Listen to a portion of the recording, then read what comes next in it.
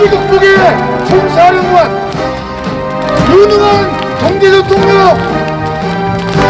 이재명 후보가 입장하고 있습니다. 여러분,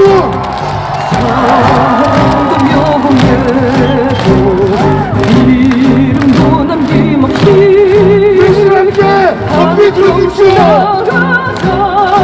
위기 극복의 총사령관, 유능한 경제대통령, 국민 통합의 적임자 이재명 민주당 후보를 여러분 힘차게 환영해 주십시오. 흔들리지 말자. 세월은 흘러가도 사천은 안다. 깨어나서 외치는 뜨거운 함성, 앞서서 나가니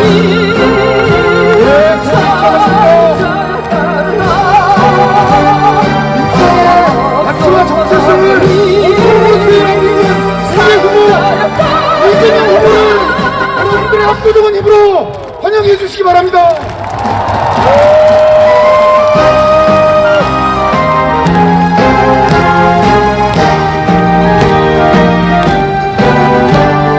존경하는 시민 여러분, 위기 극복의 총사령관, 대통령 자리는 실험하는 자리가 아닙니다. 실적과 실천력, 실행력을 겸비한 우리의 이재명 후보를 여러분 압도적인 힘으로 대통령으로 만들어주시기 바랍니다. 뜨거운 냄새, 공기는 간대없고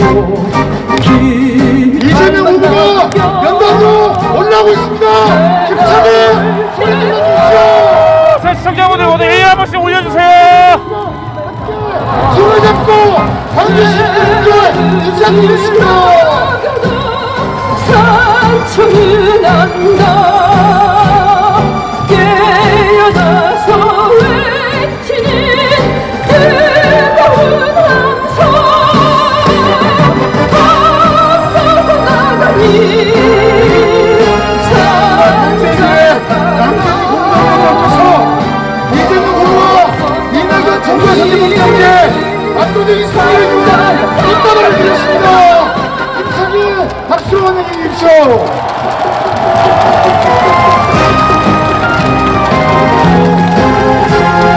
고맙습니다. 감사합니다. 여러분, 두 분이 함께 서니까 3월 9일 승리를 확신하시겠죠? 위기 극복의 총사령관, 유능한 경제대통령, 국민 통합의 적임자 이재명 후보를 광주 시민 앞에 소개합니다. 반갑습니다, 여러분. 이재명입니다.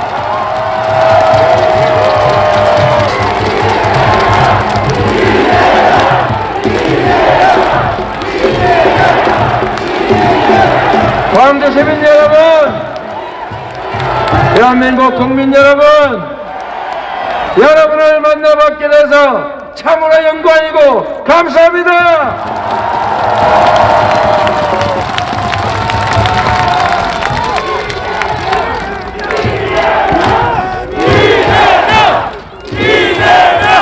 광주 시민 여러분,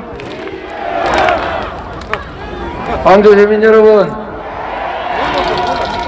제가 2016년 11월 19일 촛불혁명이 함사일 때 여러분 이 자리에서 짧게 인사드린 일이 있습니다.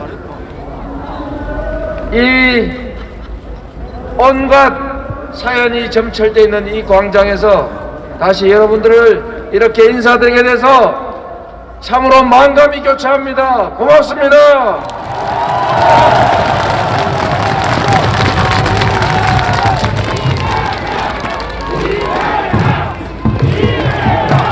제가 뚜렷이 기억합니다.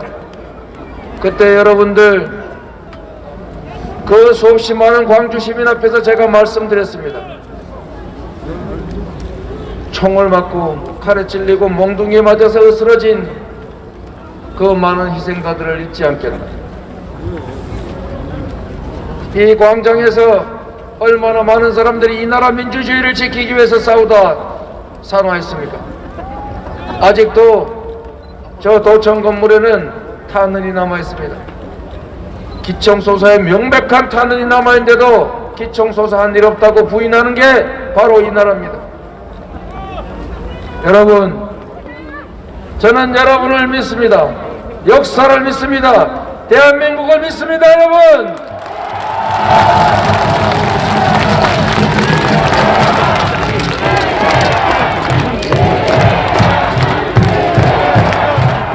여러분, 군사 독재 세력들이 국민을 지키라고 준 총칼로 자신들의 알량한 권력을 위해서 그 수없이 많은 사람들의 목숨을 앗아갔습니다. 지금도 그 피해가 여전히 남아 있습니다. 피해자들은 어디 있는지 알 수도 없는 상황입니다. 진짜 누가 발포했는지 아직도 밝혀지지 않습니다. 저는 전두환의 만수무강을 밀었습니다. 왜? 진상을 규명하고 반드시 책임을 물어야 하니까.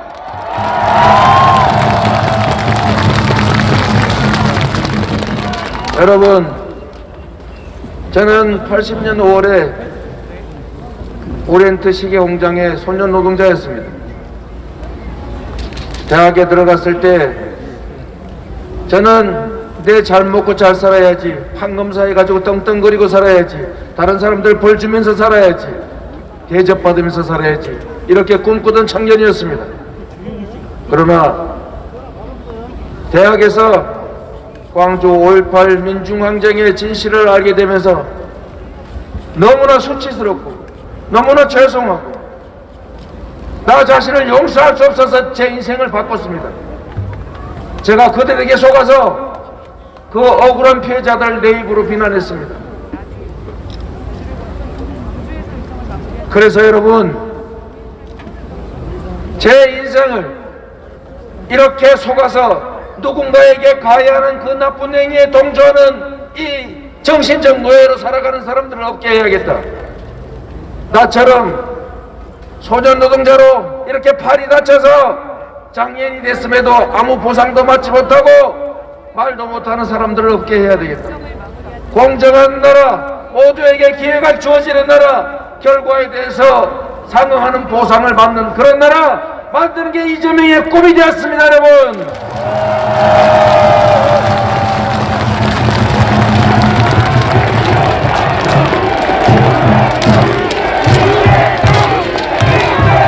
광주 민주화 운동을 통해서 군사 독재를 100일에 드러내게 했습니다.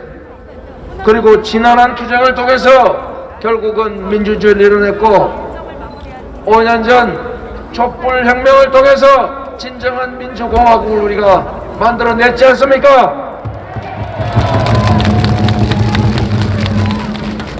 5.18 광주는 수없이 많은 희생을 치르고 아직도 진상규명도 제대로 되지 않고 합당한 예우와 보상도 이루어지지 않았지만 앞으로 해야 될 일이 무수히 많지만 그러나 청년 이재명을 영달을 꿈꾸는 청년에서 공익적 삶을 살게 만들었고 수없이 많은 사람들이 광주 민주화운동 때문에 민주주의의 가치를 생각하게 됐고 치열한 투쟁을 통해서 결국은 이 나라가 세계에 내세울 만한 민주공화국이 되지 않았습니까?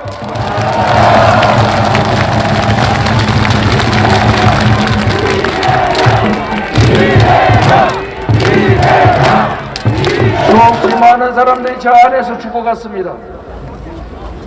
이렇게 수없이 많은 희생을 치르면서 만들어낸 우리의 민주공화국, 민주화, 인권과 평화의 가치가 이제 위기에 처했습니다. 여러분, 검찰 국가가 다시 시작되고 있습니다. 군사 정권도 힘들어서 수십 년을 고생했는데 다시 검찰들이 지배하는 검찰 왕국에서 검찰 왕의 지배에 우리가 종속당해야 하겠습니까?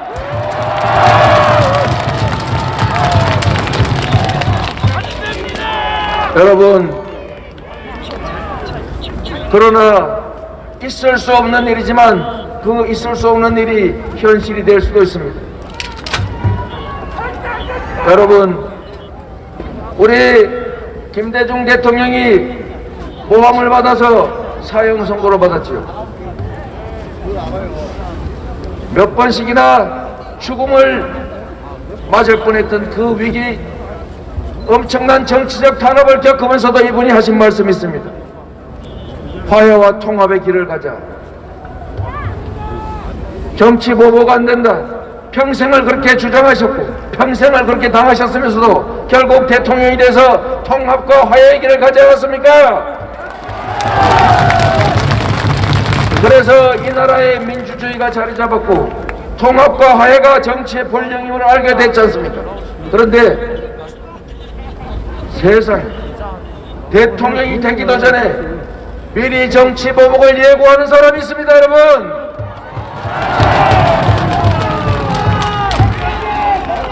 정치 보복이라니요. 있는 죄를 봐줬으면 자기 잘못 아닙니까? 없는 죄를 만들어서 하겠다는 얘기 아닙니까? 그게 정치 보복 아니면 뭐겠어요? 그리고 또 아니라고 발뺌합니다. 대통령이 될 사람이 여기선 이 말했다가 저기선 저 말했다가 아니라고 부인하고 맞으면은 몰랐다 그러고 정직하지 않고 자신이 무슨 말을 했는지 기억도 못하는 것도 아닐 테고 뻔뻔하게 거짓말해 상대방 후보를 모함하고 국민들을 바보로 알고 가짜 수치로 조작하고, 그러나 이런 것은 다 용서될 수 있을지라도 통합해야 될 국민의 권력으로 정치 보복하겠다는 것은 결코 용서할 수 없는 범죄입니다, 여러분.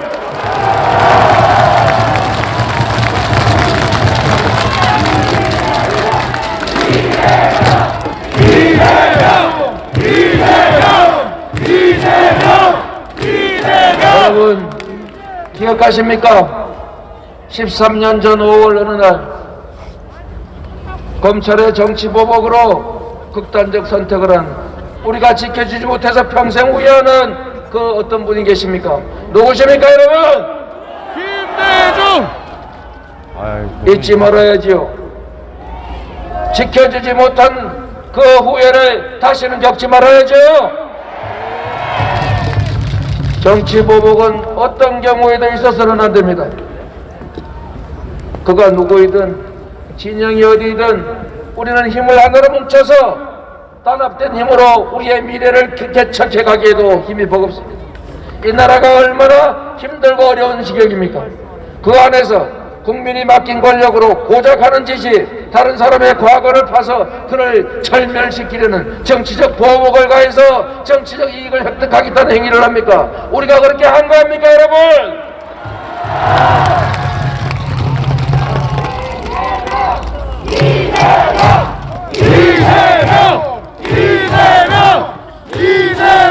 광주 시민 여러분, 우리가 가야 될 길은 분명합니다. 이 나라의 자원이 한정되어 있습니다. 인재가 넘쳐나는 것이 아닙니다. 우리 식구 안에서 골랐으면 부족합니다. 그렇기 때문에 진영을 가리지 말고 경쟁은 하더라도 경쟁이 끝난 다음에는 대통령은 전 국민을 대표하는 것입니다. 전 국민 중에서 진영과 지역과 네 편 내 편 가릴 것 없이 유능한 사람을 적재적소에 쓸 수 있어야 합니다. 동의하십니까?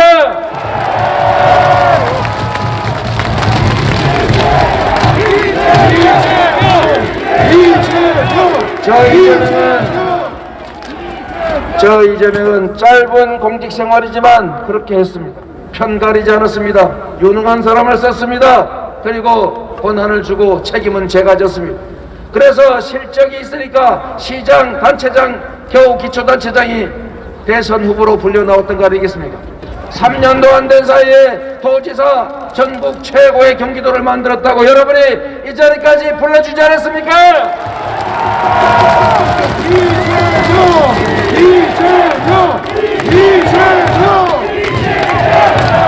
그래서 작은 성과를 냈고 대한민국을 맡기면 더 큰 성과로 우리 국민들에게 체감되는 더 나은 환경을 만들 것이다. 삶의 질을 개선할 것이다. 이 나라 국가를 더 발전시키다. 이래서 이 자리에 불러주시지 않았습니까?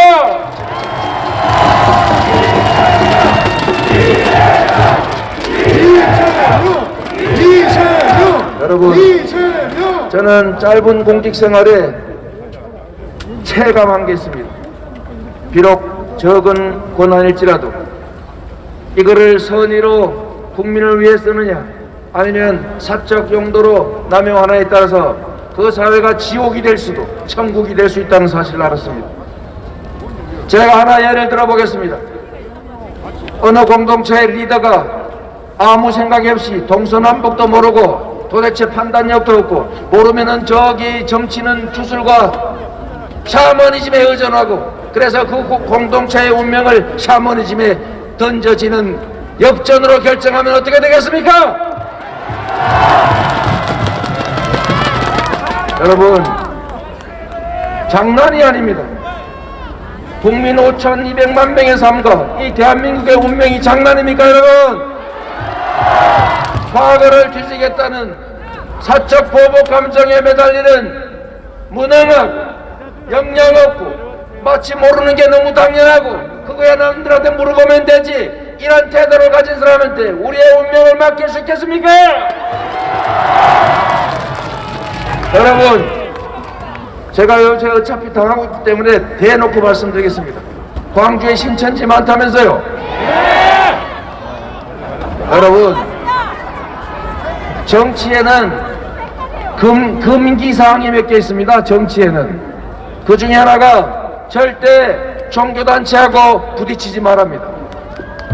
그래서 웬만한 사교 집단이 규모가 되면은 절대 정치가 건드리지 않습니다. 모른 척합니다. 누가 와서 잡아 죽든지 말든지, 가정이 파탄되든지 말든지, 집안이 망가들지 말든지, 누군가가 평생에 한이 되는 일이 벌어지든 말든 나는 관계하지 않는다. 왜? 거기 관계했다가 내가 정치적 타격을 입을 수 있으니까. 이게 바로 정치의 금기 중 하나입니다, 여러분.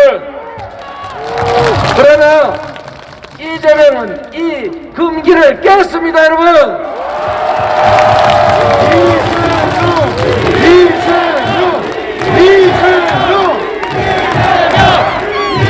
여러분, 그래서 제가 누구 얘기 하나 하겠습니다. 안 할 수가 없어요. 맨날 내 얘기를 하고 다니더라고요.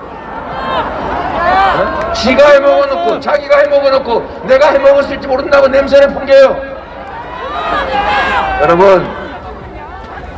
여러분 국민들이 그렇게 어리석지 않습니다. 그렇죠?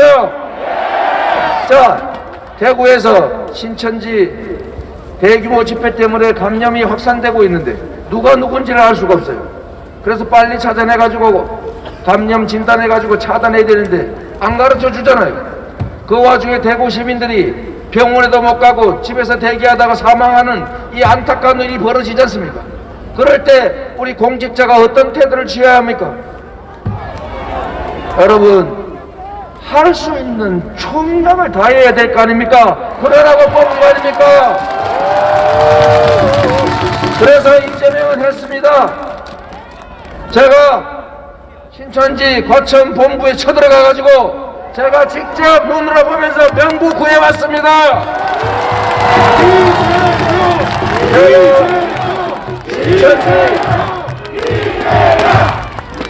제가 신천지 명부뿐만이 아니라 모든 경기도 내 신천지 시설 신고를 받아가지고 500개 가까운 신천지 시설을 싹 폐쇄해가지고 모임을 못하게 만들었습니다, 여러분.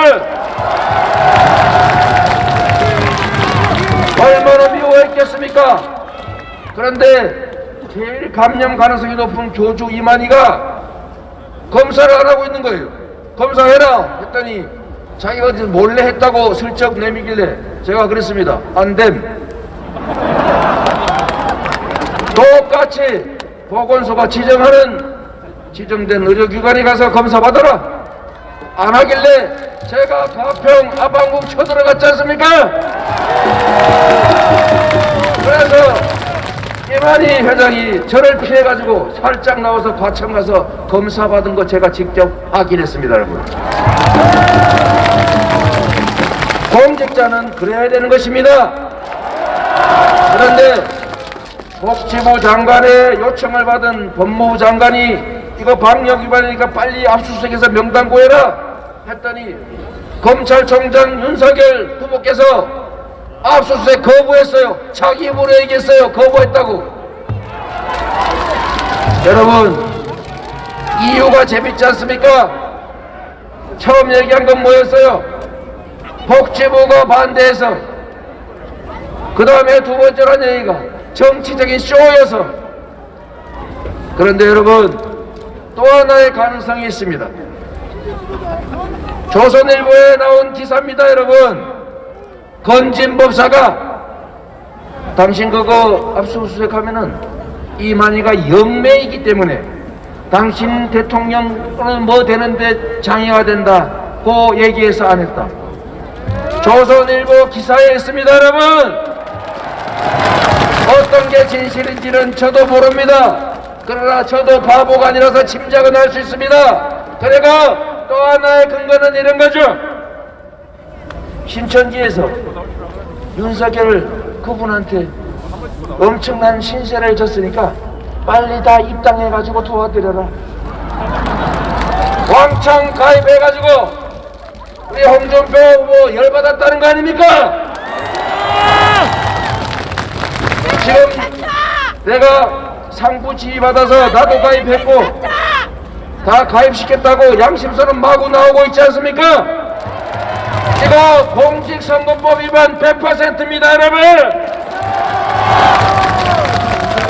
제가 드리고 싶은 말씀은 국민의 생명과 안전을 지키고 국민들의 더 나은 삶을 만들어내라고 주어진 권한을 국민의 생명을 방치해가면서 자기의 사적 이익을 도모했다는 것입니다. 여러분,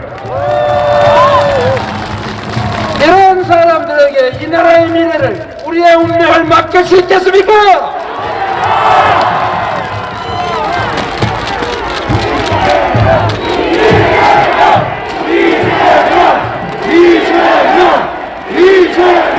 시민 여러분, 저는 분명히 말씀드립니다.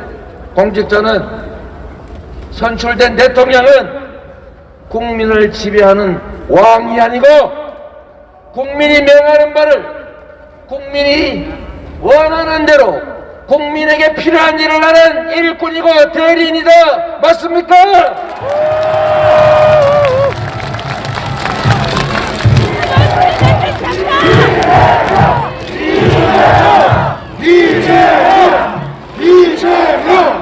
시민 여러분, 코로나 어렵죠?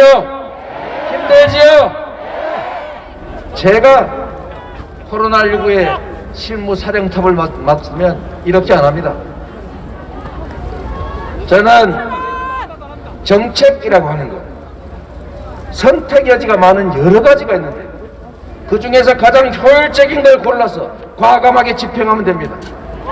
여러분, 인생을 사는데도 그렇더군요. 이 길로 갈까 저 길로 갈까 고민이 많으면 그 두 가지 길의 가치가 같다는 거 아니겠습니까? 그럴 때는 아무거나 선택해도 아무 문제가 없습니다. 여러분, 과감하게 선택하고 그 길에 최선을 다하면 좋은 선택을 하게 되는 것입니다.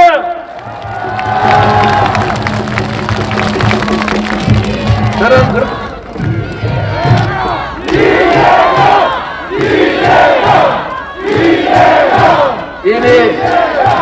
이미 코로나는 과거에 독성이 높은 큰 덩어리가 아닙니다. 지금은 독성이 약한 날파리 같은 조그마한 것이 쌩쌩쌩쌩 날아다니고 있는 상태예요. 이럴 때 방역의 방향이 똑같아야 합니까? 전에는 위험한 큰 덩어리니까 진짜 피하고 봉쇄해야죠. 철저하게 막고 피해야죠. 그런데 여러분, 이제 오미크론은 치명률도 독감을 조금 넘는 수준이고, 그리고 동작이 너무 빨라가 막아지지 않아요. 이거 갖다 동네에다가 칸쳐놓고 막는다고 막아지지 않는 존재가 됐다 이 말입니다. 이럴 때는 어떻게 해야 돼요? 더 유연하게, 더 스마트하게, 더 합리적으로 바꿔야 되지 않습니까?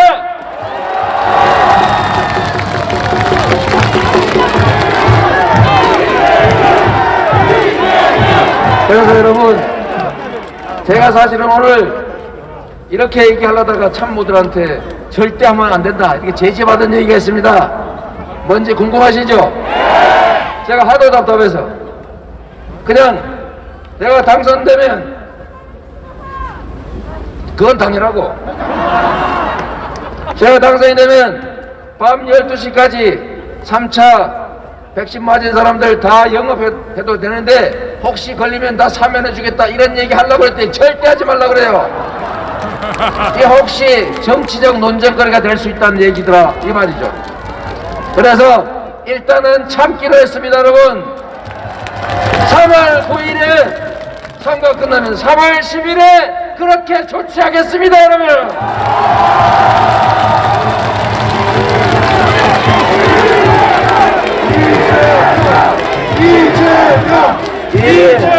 여러분, 이미 유럽 다른 나라 소름 다 끼쳐. 그런 제한을 감동과 저는 없앴어요. 엄청납니다. 예, 역대급.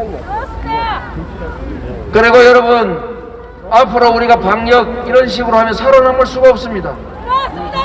이제는 뭐 아무 데서나 걸리는데, 예를 들면 옛날에는 물길이 적으니까 볼을 쌓으면 막을 수가 있었는데 지금은 거대한 홍수가 오기 때문에 볼을 백날 쌓아봐야 막을 수가 없어요. 고생입니다. 여러분.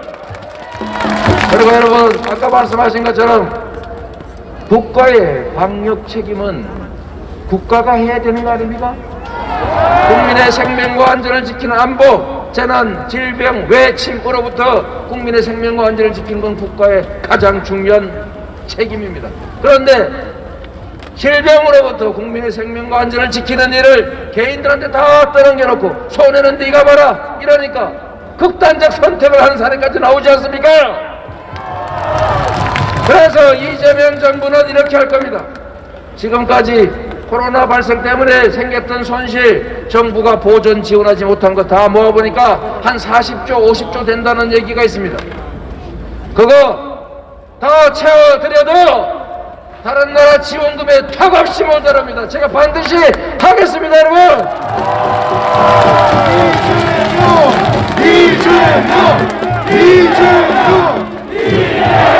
그 손실이, 그 국가가 당연히 부담해야 될 손실이 개인들에게 온갖 형태로 남아있습니다. 첫째, 재산이 줄었다. 두 번째, 빚이 늘었다. 세 번째, 망했다. 네 번째, 떠났다. 여러분, 이거 우리가 쉽게 얘기하지만 우리 공동체가 책임져야 되는 것 아닙니까? 저 이재명은 정치의 신념은 아주 단순합니다. 억울한 사람도, 억울한 지역도, 억울한 부분도 없게 한다. 특별한 희생을 치른 사람에게는 특별한 보상을 해서 균형을 맞춘다. 이게 바로 정의 아닙니까? 우리 국민들을 위해서 특별한 희생을 치른 특별한 소수의 국민들에게 국가가, 즉 우리 국민 모두가 상응하는 보상을 해야 공정한 나라가 될 것이고, 그래야 다음부터 국가를 위해, 공동체를 위해 우리가 희생할 것 아닙니까? 그래서 코로나 때문에 생긴 부채 정부가 인수해서 적절히 탕감할 것입니다. 신용 대사면에서 코로나 때문에 신용불량된 거 다 풀어놓을 것입니다. 우리 시민들, 국민들이 입은 코로나로 인한 손실은 정부의 특별 재정 명령을 통해서라도 추경을 통해서 전액 보전해 드리겠다. 다시 한번 약속드립니다.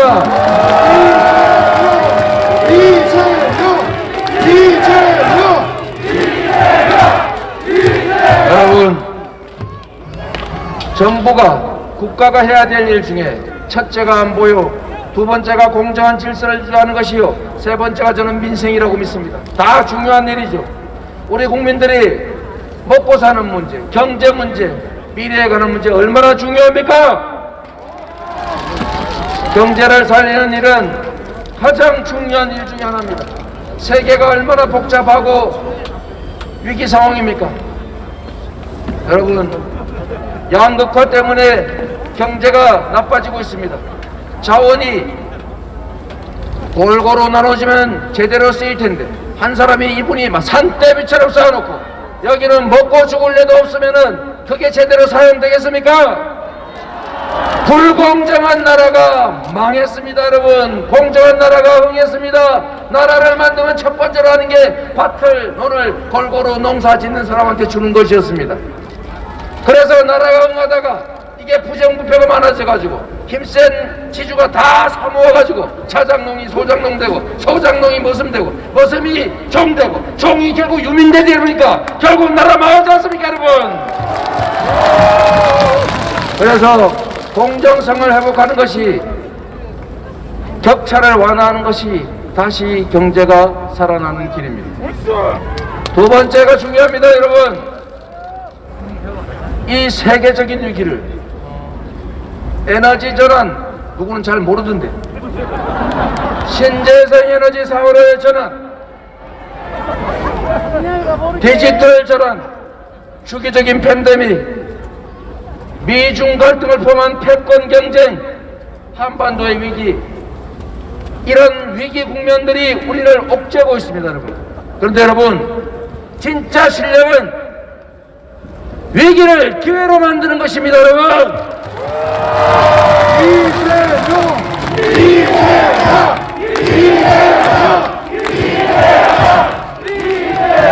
여러분 저 이재명은 삶 자체가 위기였습니다. 기회는커녕 맨날 위기였습니다. 정치를 한다음에도 마찬가지였습니다. 오늘 어디 기사 하나 났죠.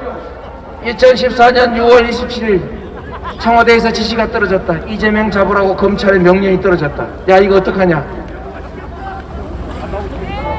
여러분 저는 이런 위기 속에서 위기를 기회로 만들어서 성취를 해서 이 자리까지 왔습니다.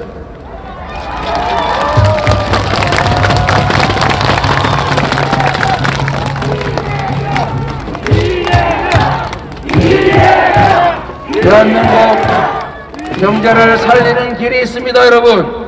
호남 경제 어렵지요. 호남은 재생에너지 사회에 무한한 잠재력을 가지고 있습니다.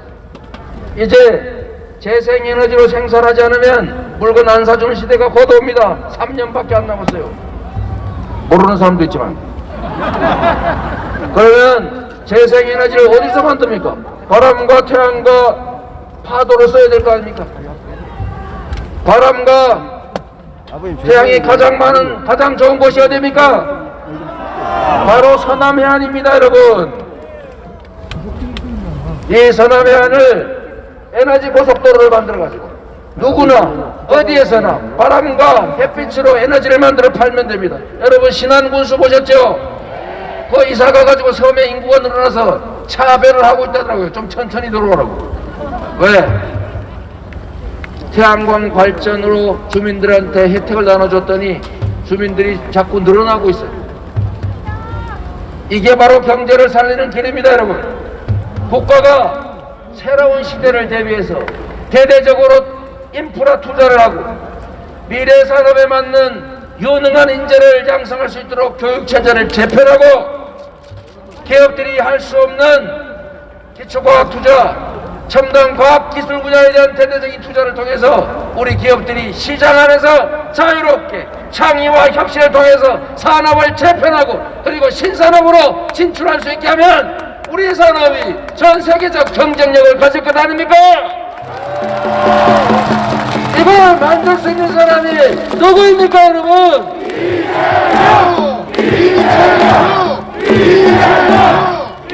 제가 대한민국 경제의 회복과 지속적 성장은 물론이고 호남, 영남 이 지방들이 겪는 이 억울함을 해소할 뿐만 아니라 새로운 지방경제 시대, 남부 수도권 시대를 열어 제치겠습니다 여러분.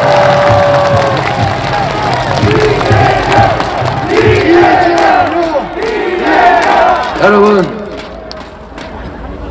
균형발전 어려운 것 같지요? 실제 어렵습니다. 그러나 마음만 먹으면 일도 아닙니다 여러분. 여러분 저는 빈말하지 않습니다. 그래서 저를 무서워하는 사람도 있다더군요.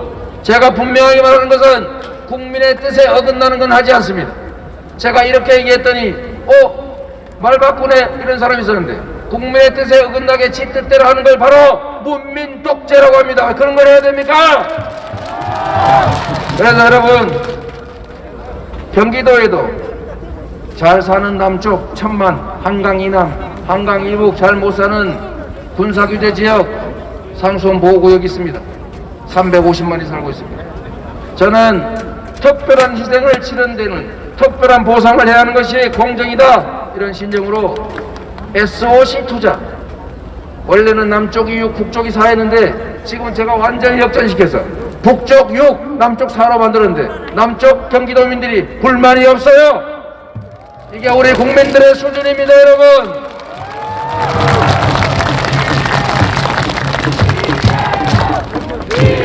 그리고 남쪽에 집중되어 있던 약 30개에 가까운 공공산하기관들 제가 사인해가지고 다 북동구로 다 보냈습니다. 아무 문제 없었습니다, 여러분. 재정도 북쪽에 더 많이, 산업 배치도 북쪽에 더 많이. 그래서 전체 경기도민들이 서로 균형 있게 살아가고 과밀도 해결하는 길을 만들어낸 것입니다. 여러분, 지금 수도권, 제가 경기도지사를 했는데 여러분은 상상이 안 가는 일이 벌어지고 있습니다. 피난길도 아닌데, 6.25 동란 직후도 아닌데 학교가 없어가지고 학교 운동장에 컨테이너 놓고 거기서 공부하고 있어요. 과밀 미어 터지고 있습니다. 출근하는데 2시간씩 걸려서 죽겠다고 해요. 출근 지옥, 퇴근 지옥. 그런데 이 지방은 어떻습니까? 인구가 줄어들어가지고 야, 이 도시가 없어지는 거 아니냐 걱정하고 있지 않습니까?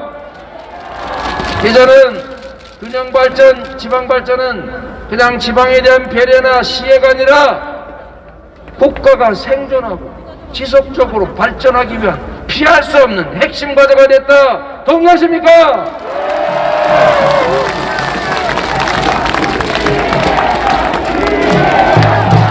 그래서 여러분, 지방이 발전하려면 결국 지방에 돈을 많이 써야 합니다.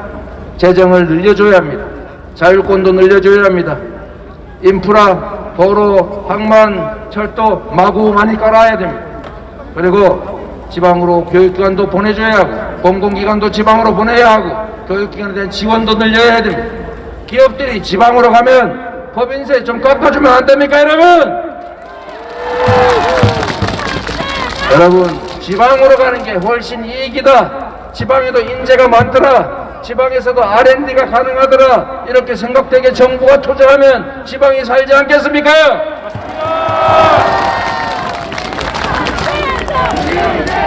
그런데 여러분, 말이 너무 길어서 죄송하긴 한데, 여러분, 강남에다가 7조 원짜리 GTX 한 개 더 깔 수도 있고, 그 돈으로 지방에 인프라 구축해서 지방이 살게 하는 길도 있는 것입니다.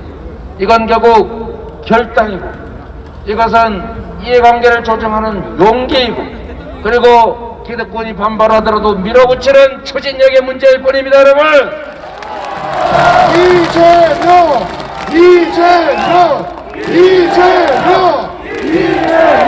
제가 여러분들 시간 여유 있는 것 같으니까 한 말씀 더 드리겠습니다. 여러분, 제가 여러분들의 눈에 띈 이유 중에 하나가 계곡정비입니다. 아시죠? 그런데 여러분 생각해 보십시오.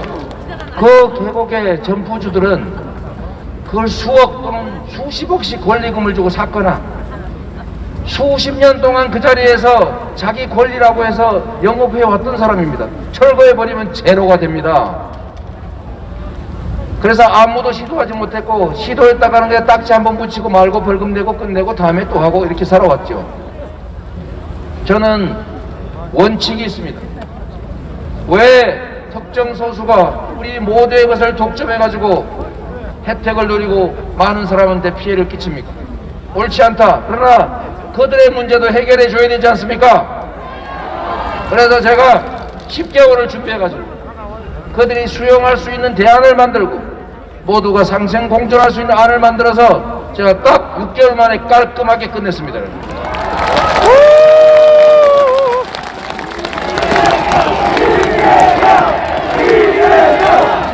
그런데 여러분, 정말로 놀라운 사실은 대개는 제가 그걸 경찰 동원해가지고 철거반 동원해서 강제 철거한 줄 알고 있습니다. 전혀 사실이 아닙니다. 저는 1600개 중 중에서 5개만 강제 철거했습니다. 나머지는 본인들이 다 알아서 즐거운 마음으로 철거했습니다. 이게 바로 능력 아니겠습니까, 여러분? 이재명! 제가 호남 경제가 부흥하는 새로운 경제 체제 제가 반드시 만들 것이고 그렇게 할 자신 있습니다. 저는 했습니다. 그래서 할 수 있습니다, 여러분. 이재명!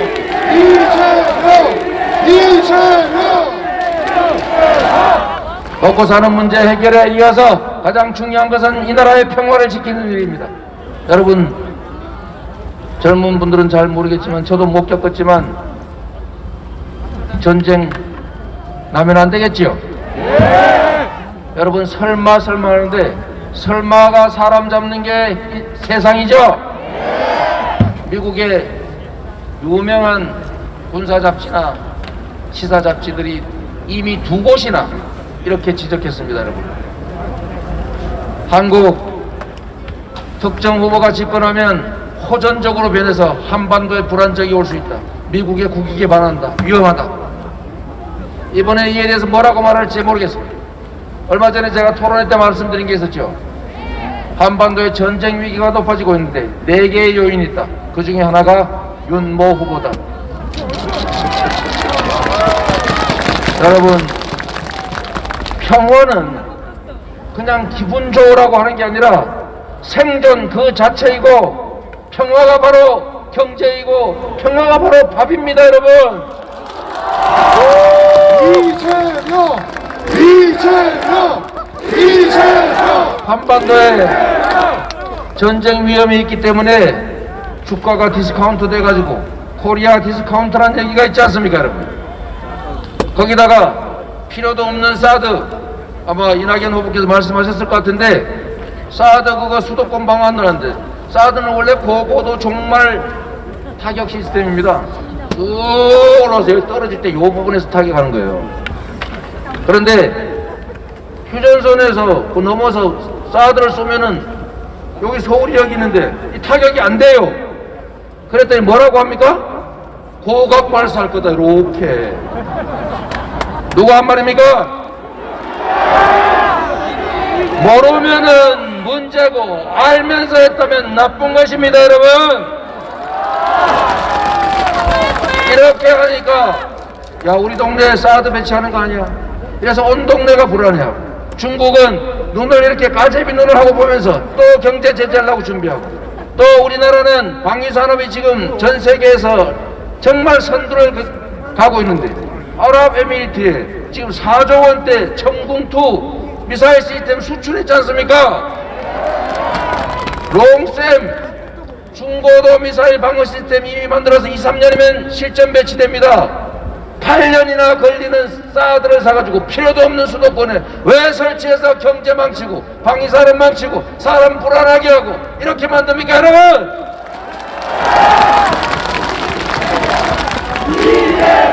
여러분, 그게 무슨 의미인지 몰라서 하는 얘기겠습니까? 그 정도로 바보는 아닐 겁니다.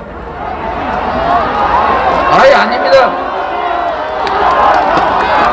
그럴 일은 없고 진짜로는 안보 분할을 이야기해가지고 군사 긴장을 촉발해가지고 표를 얻겠다고 하는 안보 포퓰리즘 북풍 총풍의 현대판이다. 맞습니까?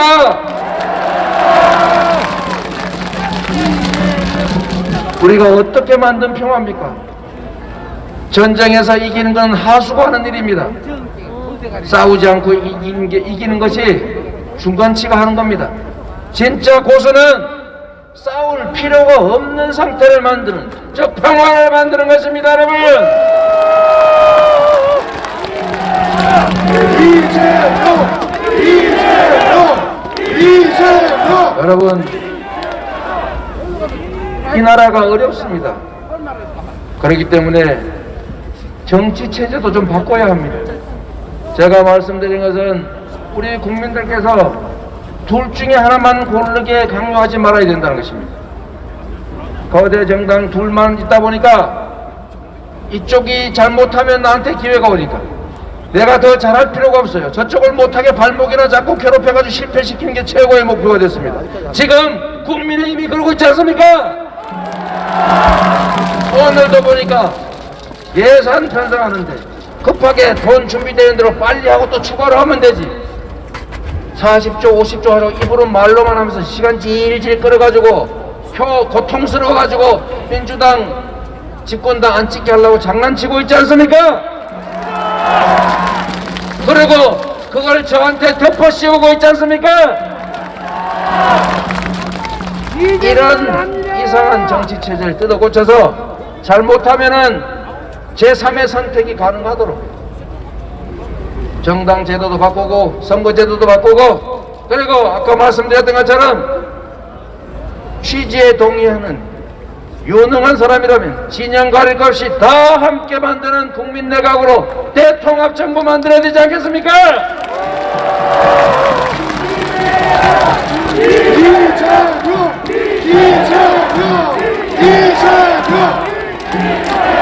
광주 시민 여러분, 여러분은 호남의 다른 국민들과 함께 이 나라 민주주의를 책임져 왔던 분들이십니다.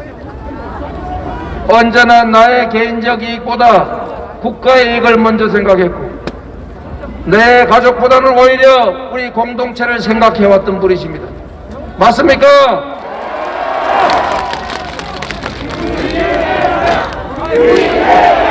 그래서 여러분, 대한민국의 민주주의를 여러분들이 책임져 오셨고 대한민국의 민주주의와 인권과 자유가 위기에 처했을 때 여러분들이 그걸 해결했습니다. 여러분들이 희생을 치르면서 만들어왔던 이 민주공화국이 위기에 처하고 있습니다. 여러분, 우리의 다음 세대들의 삶은 최소한 우리보다 나아야 하지 않겠습니까?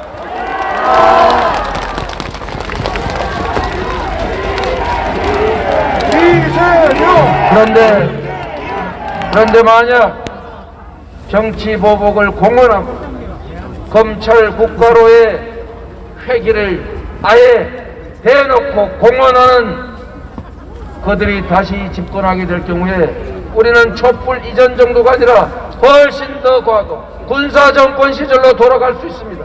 이걸 여러분들이 막아주시겠습니까?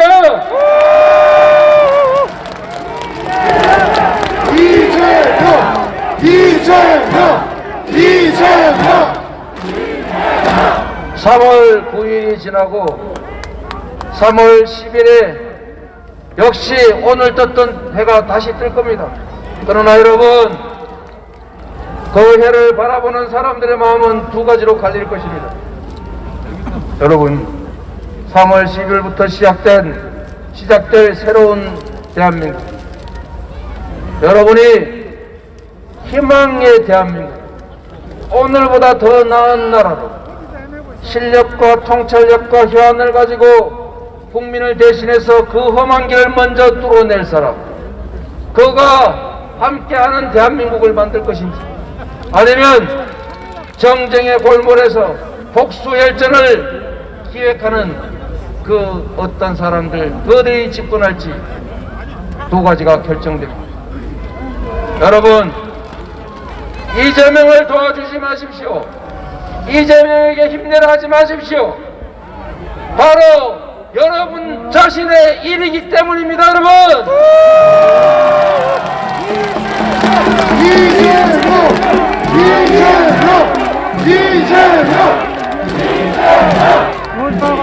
여러분이 힘내시고 여러분의 미래를 여러분 스스로 결정해 주십시오. 여러분이 역사의 주체이고 대한민국의 주인입니다. 여러분이 결정하는 대로 이재명은 따를 것이고, 이재명에게 기회를 주시면 최선을 다해서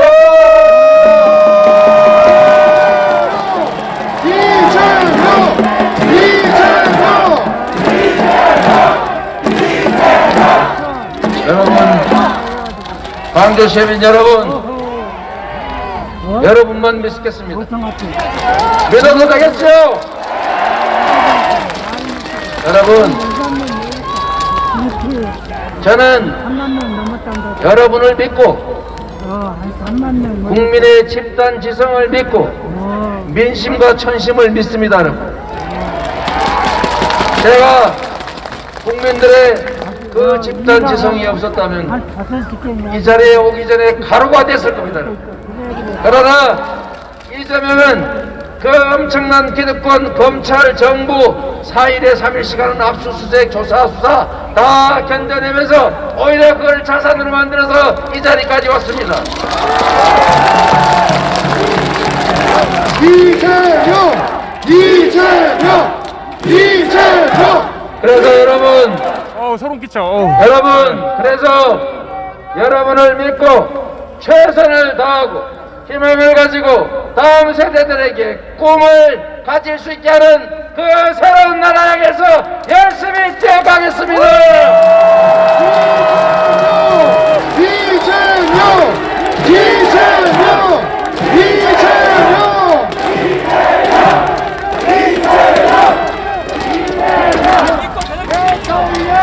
여러분 감사합니다. 여러분이 있어서 사실 힘이 납니다.